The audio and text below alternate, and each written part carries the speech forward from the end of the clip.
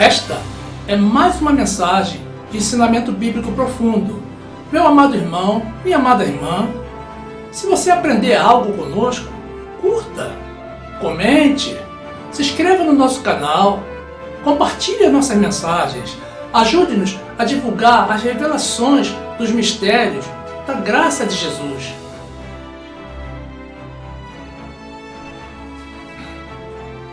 Graça e paz, meus amados irmãos, povo que ama e serve ao Deus da vida. A palavra de Deus diz assim no livro de Lucas, capítulo 10, versículo 25.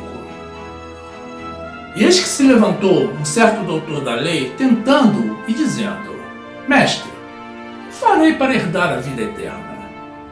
E ele lhe disse: Como está escrito na lei? Como lês?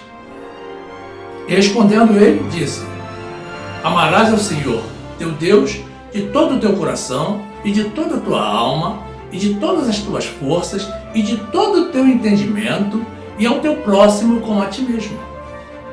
E disse-lhe: Respondeste bem, faze isso e viverás.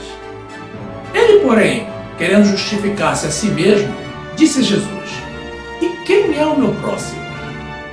E Jesus, respondendo, disse: Descia um homem de Jerusalém para Jericó, e caiu nas mãos dos salteadores, os quais o despojaram e, espancando-o, se retiraram, deixando-o meio morto.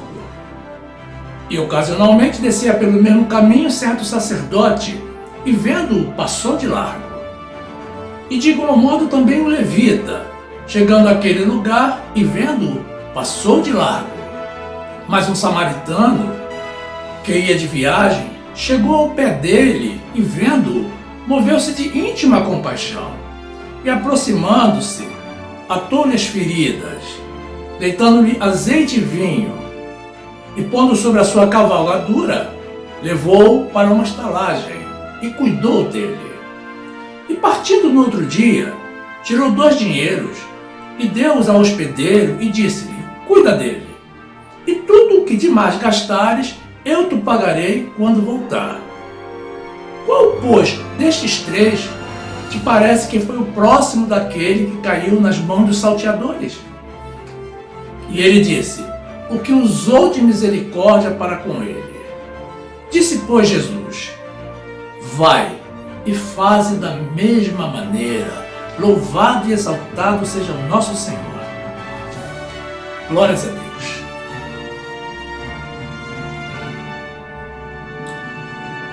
Meu amado irmão, minha amada irmã, que essa palavra traga mais vida para a tua vida, no nome de Jesus.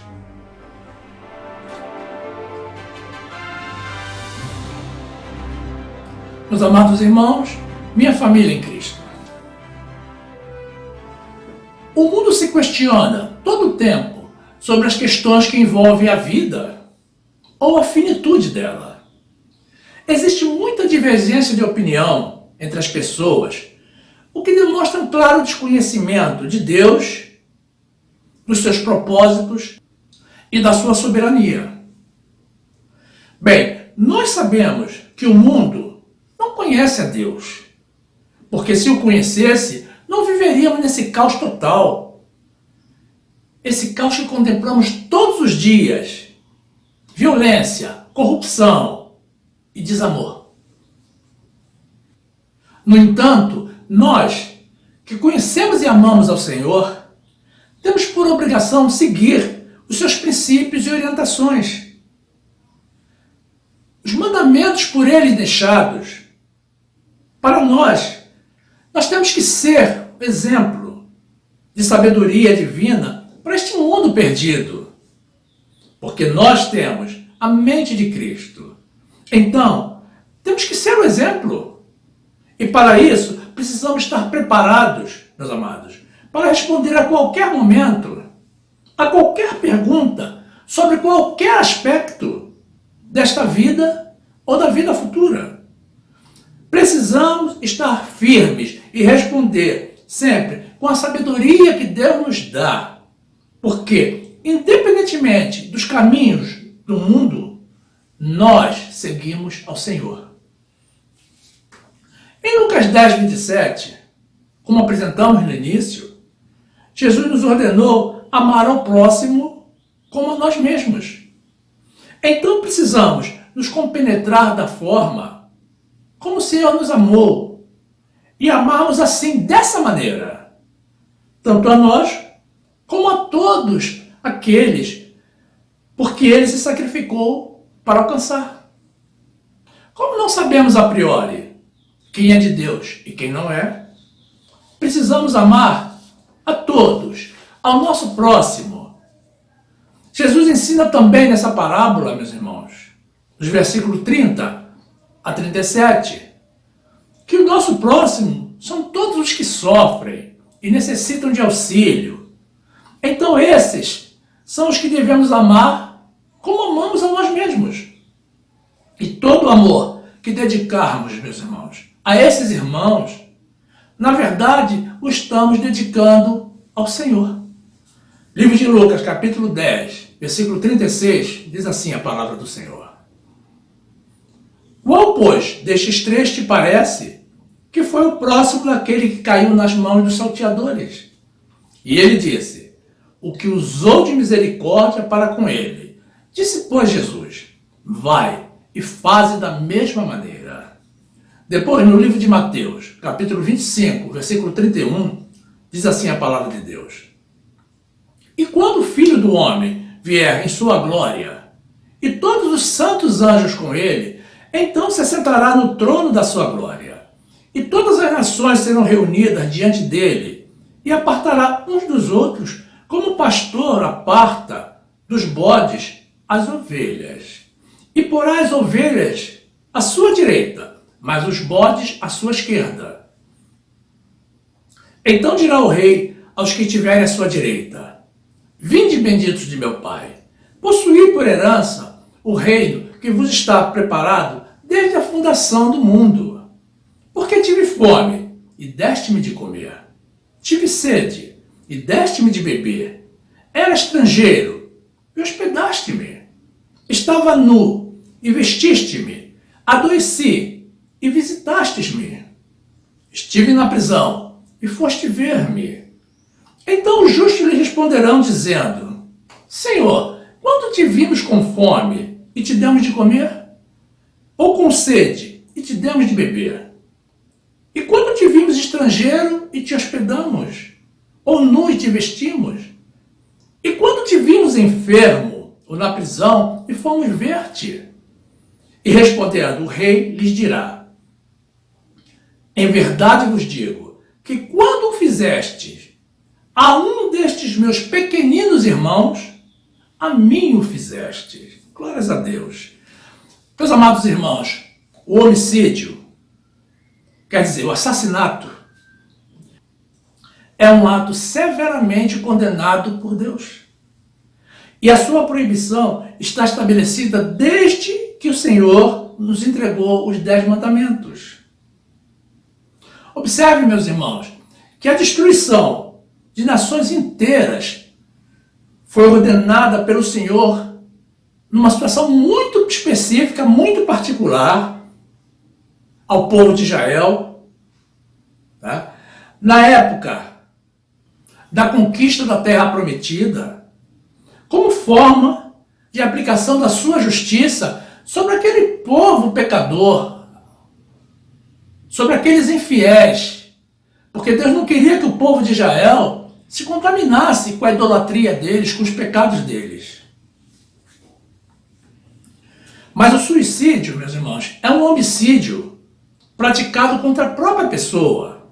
Portanto, se enquadra dentro da mesma proibição. E a sua desobediência, o seu descumprimento, qualifica a pessoa que renuncia à vida terrena, essa grande dádiva de Deus, a consequente morte eterna, como foi o caso de Judas, que após trair o Senhor, se enforcou. Livro de Êxodo, capítulo 20, versículo 13, diz assim a palavra do Senhor, não matarás. Livro de Atos, capítulo 1, versículo 24, diz assim a palavra do Senhor, e orando disseram, tu, Senhor, conhecedor dos corações de todos, mostra qual destes dois tens escolhido, para que tome parte neste ministério e apostolado de que Judas se desviou para ir para o seu próprio lugar. Meus irmãos, devemos sempre condenar e impedir o suicídio, porque significa um atentado contra a vontade de Deus. Afinal, o Deus que nos concede a vida pode retirá-la quando quiser e efetivamente em algum momento o fará. E nós não temos o direito de interferir, de antecipar os planos de Deus. Da mesma forma, a eutanásia, ou seja, a morte assistida, pelo mesmo conceito, consiste numa transgressão contra o Senhor. Deus sempre sabe o como, o quando e o porquê. Então precisamos nos submeter, meus irmãos, à vontade dele. O aborto, dentro do mesmo conceito, é um atentado contra a vida. É um assassinato. Porque é a interrupção de uma vida concedida pelo Senhor. É uma antecipação, meus amados, daquilo que somente o Senhor tem o direito de decidir. Livro de Atos, capítulo 16, versículo 25, diz assim a palavra do Senhor. E perto da meia-noite, Paulo e Silas oravam e cantavam hinos a Deus, e os outros presos os escutavam. E de repente sobreveio um tão grande terremoto que os alicerces do cárcere se moveram, e logo se abriram todas as portas, e foram soltas as prisões de todos. E acordando o carcereiro, e vendo abertas as portas da prisão, tirou a espada e quis matar-se, cuidando que os presos já tinham fugido. Mas Paulo clamou com grande voz, dizendo: não te faças nenhum mal, que todos aqui estamos.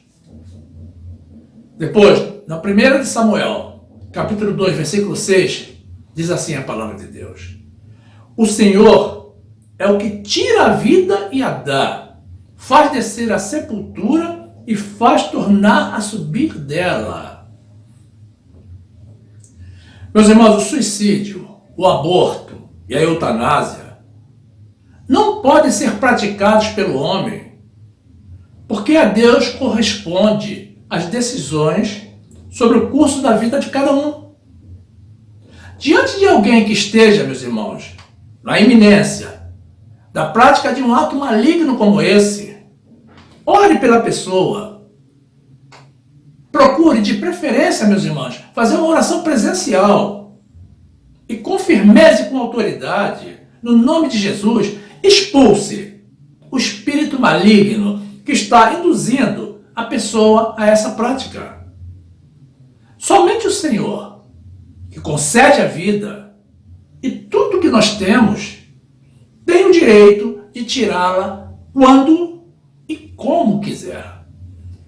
Livro de Jó, capítulo 1, versículo 21, diz assim a palavra do Senhor. E disse: nu saí do ventre da minha mãe, e nu tornarei para lá. O Senhor o deu, o Senhor o tomou. Bendito seja o nome do Senhor. Em tudo isto, Jó não pecou, nem atribuiu a Deus falta alguma. Depois, no livro de Eclesiastes, capítulo 8, versículo 8, diz assim a palavra do Senhor: nenhum homem há que tenha domínio sobre o espírito para o reter, nem tampouco tem ele poder sobre o dia da morte. Como também não há licença nesta peleja, nem tampouco a impiedade livrará aos ímpios. Meus irmãos, esta vida terrestre terá um fim em algum momento para todos nós. Ninguém ficará aqui para sempre. No entanto, alguns nem experimentarão a morte, porque serão arrebatados pelo Senhor na sua próxima vinda a este mundo para nos resgatar e nos conduzir à vida eterna. No entanto, meus amados, tudo precisa ser feito pelas mãos do Senhor, segundo a vontade dele, que é boa, agradável e perfeita. Nós humanos, meus amados, não sabemos de nada, mas precisamos, pelo menos, meus amados, saber esperar o tempo de Deus. Livro de Jó, capítulo 30, versículo 8, diz assim a palavra do Senhor: nenhum homem há que tenha domínio sobre o espírito para o reter, nem tampouco tem ele poder sobre o dia da morte. Como também não há licença nesta peleja, nem tampouco a impiedade livrará aos ímpios.